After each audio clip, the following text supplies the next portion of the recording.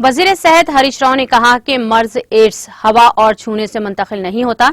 उन्होंने कहा कि हुकूमत एड्स के मरीजों का मुफ्त इलाज कर रही है।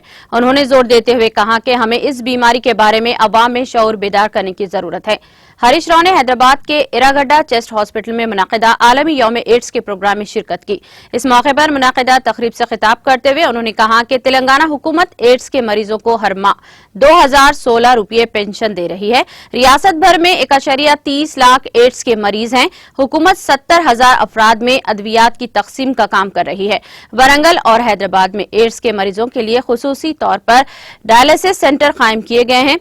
उन्होंने कहा कि चेस्ट हॉस्पिटल कैंपस में एक कॉरपोरेट सतह के हॉस्पिटल को गरीबों के लिए काबिल रसाई बनाया जाएगा। वजीर ने कहा कि नर्सिंग के शोबे में तलबा के लिए माहाना वजीफा यकीनी बनाने के लिए इक़दाम किए जा रहे हैं। नाज़रीन, हमारे टीटीवी न्यूज को सब्सक्राइब करें, बेल आइकॉन को प्रेस करें, शेयर करें और लाइक करना ना भूलें।